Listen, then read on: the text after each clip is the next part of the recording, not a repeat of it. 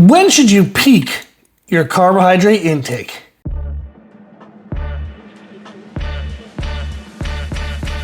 That's a question I was asked recently by one of the coaches going through our nutrition coaching certification program. They are an aesthetic coach, but they're wanting to expand their client base, so they want to learn more about performance nutrition. Our coaching certification program goes through health nutrition, but we also teach aesthetic and performance nutrition as well. I teach the course one-on-one virtual consultation, then we hang around and help you out for 12 weeks, so 3-month support when you implement the system into your clients and try to market it and grow your business from there. Now that process I absolutely love, have been really enjoying it. And I really liked the question that this trainer asked is, when should they peak their client's carbohydrate intake? Should it be pre-workout or post-workout? The answer is it depends. It depends on what that client's goal is. If the client's goal is aesthetics, what we can do to think of how to time our carbohydrate intake is to simplify this into our glycogen storage leading into the workout, and that would be our carbohydrate intake that has been stored away in our muscles. How much of that do we have available to fuel performance? But then, what is our caloric allowance post-workout through the recovery phase that we can contribute carbohydrate intake towards? And that's really important for aesthetics because we need to fuel the muscle repair and muscle growth processes. So we have to have enough carbohydrates leading into the workout to have a good workout, but we have to have a significant amount of carbohydrate intake post-workout to fuel the adaptations that we're wanting to make related to muscle growth. When we think of performance athletes, we do absolutely need to have full glycogen, tons of energy going into the workout so we can maximize our performance. However, there is a consideration for having enough carbohydrates post-training to make the adaptations that we want for performance athletes. So how do we balance this? When we think of aesthetic athletes, there's a reduced it's important, but it is a reduced priority on performance. I'm going to clean this up in a second, so don't get too crazy on me. But we do want really good performance. But the performance is whatever is necessary to get optimal growth. Ultimately, if we're thinking of aesthetics, we're trying to get super lean, we're trying to get bigger muscles, it's body composition. That is the ultimate goal, and whatever performance allows us to optimize our body composition, that's the performance we want. That would also mean that if we have to sacrifice a little bit of performance in order to optimize our body composition change via the recovery process, we would go ahead and do that. So performance is important, but it's less important than the adaptation response. And that adaptation response is more dependent on carbohydrate intake as compared to performance athletes. Their performance is the goal. Are they performing better? In order for them to perform better in the moment, they have to be fueled properly. But in order for them to make the adaptations from their workouts and training to perform better in the long term, we do also need to fuel that recovery process. So it's definitely a little more of a balance in regards to, do we want the performance in the workout or the recovery aspect to optimize future progress? We definitely want both, but there's a little bit more pressure on that performance component with performance athletes, because that's often how we're measuring progress. Maybe they're in season, so this is actually when they need to be performing well, but they're still training. So we still want to allocate definitely some attention to the recovery process. If it's in season, maybe we're going to focus a little more on performance, a little less on the recovery component. Not that we're going to underdo recovery, I just mean progressive adaptation recovery. Whereas in the off season, we're going to really prioritize the progressive adaptation, even if performance in the moment has to suffer a little bit. So for them, there's going to be a little bit of a trade-off depending on the season they're in, and their recovery process is less carbohydrate dependent than aesthetic athletes. Part of the reason why is the response we're looking for with performance is more so neurological adaptation. Neurological adaptation doesn't require as much carbohydrates. It requires actually more so sleep, stress management. Carbohydrates are a component, but it's a lesser of all the other components involved compared to aesthetic athletes. Carbohydrates are absolutely important. We absolutely need them to fuel the muscle recovery and muscle growth process. Is sleep important? Yes, it is. But if we're looking for neurological change, sleep is more important than if we're comparing to just muscle-based change. There's a concept with strength athletes that you can't out-eat your recovery. Meaning that sleep is extremely important with strength athletes. Often what has happened with strength athletes in the past, where if they get poor quality of sleep or they don't allocate enough kind of a priority towards their sleep, they'll get tired, they'll be fatigued from the CNS stress, and then they try to out-eat that fatigue, and they're just going to gain a bunch of unwanted body fat. That extra food isn't going to help that underlying CNS fatigue, whereas sleep absolutely will.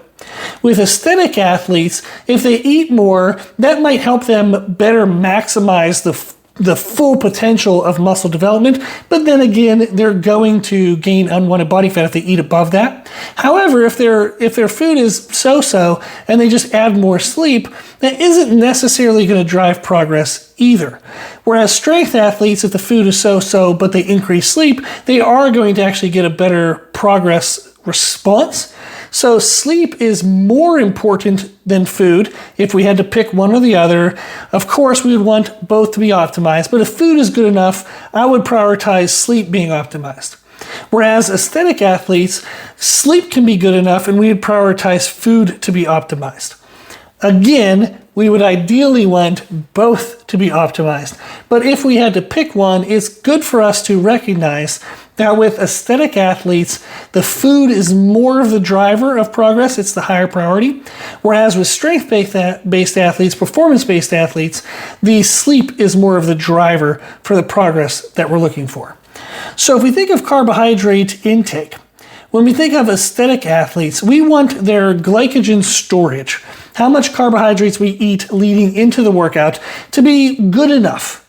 Whatever is enough for the degree of performance that we're looking for in the workout, but it still allows us optimal amount of carbohydrate intake post-workout to fuel the recovery process.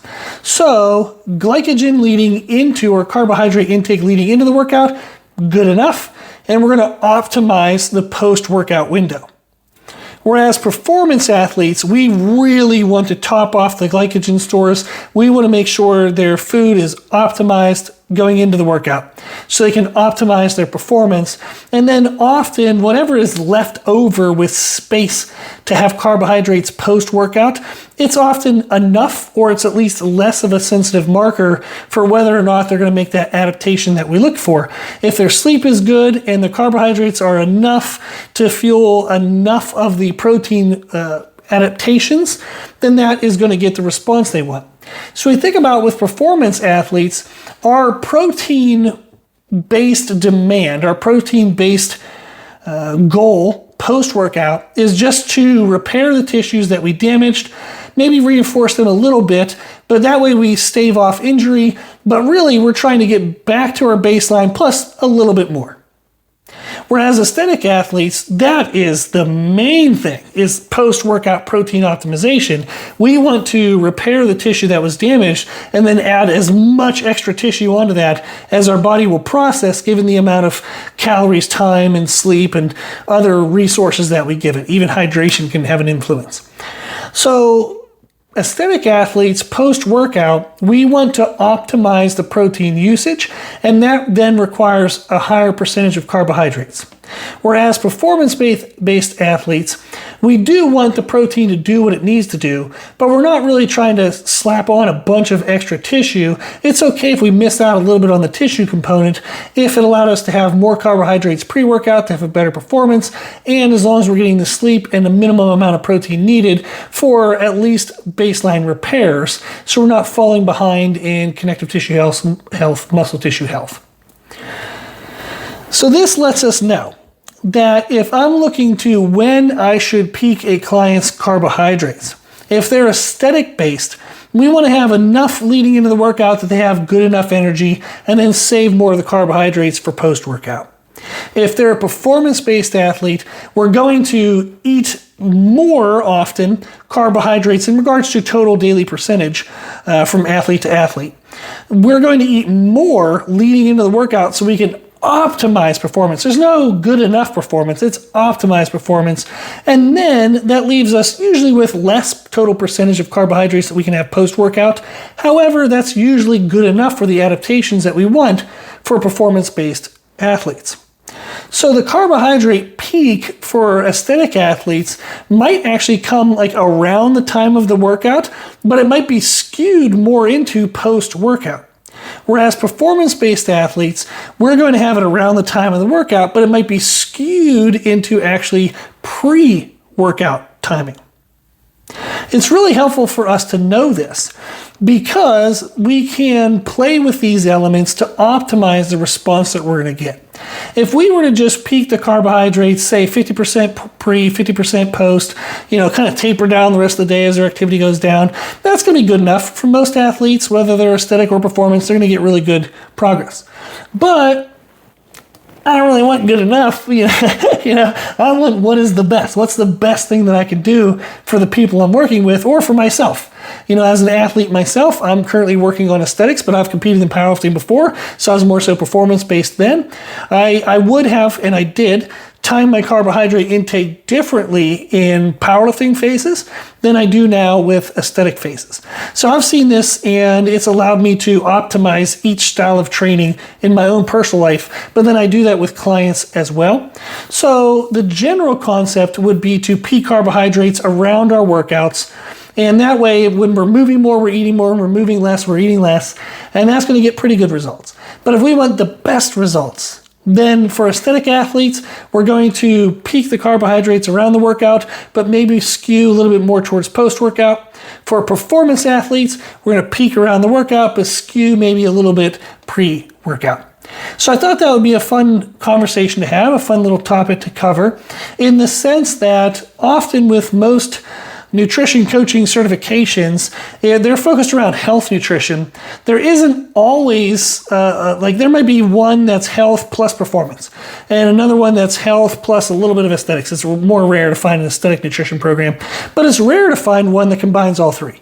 And that's my goal with our C3 Method Nutrition Coaching System, our certification program, is that we combine all three. We want our clients to be healthy, absolutely. Optimal health, totally a good thing, definitely want that. However, we also want to know how to fuel them for performance and fuel them for aesthetics. The reason why I think this is really helpful to know as a coach is it's rare to find a performance athlete who doesn't also care a little bit about aesthetics. Most performance athletes have weight caps or weight classes that they need to perform in. So how do we optimize our body composition within that weight class? Doesn't always mean the leanest. Some of the female swimmers I work with, we can't have them too lean because the buoyancy is off in the water. There's a whole bunch of cases and scenarios where leaner isn't always better, but there's an optimal body composition. So I would want to know enough aesthetic nutrition to be able to optimize their body composition for my performance athletes. And for my aesthetic athletes, it's helpful to know the performance component because often when people are pushing for fat loss, they underfeed performance, they underfeed the stimulus of their workouts, and they actually start getting less and less results for the fat loss because the stimulus of the workouts is now starting to suffer too much. So understanding how to balance the three components of health, performance, and aesthetic nutrition will help you optimize the results you can get and get the best possible results for the people you work with and for yourself. Awesome. If you have any questions, if you want to know anything else, just reach out on our website, www.c3method.com. If you're interested in the nutrition coaching system, you can reach out to us on that. You can go through the certification program. Again, I teach you one-on-one. We have 12-week support. We also teach marketing on it. Whole bunch of fun stuff. It's really cool, detailed information. And then if you're interested in being a one-on-one client, you can sign up for that on the website as well. Okay, that's it. Thank you for your time. If you have any questions, if you need anything, let me know. Thank you very much.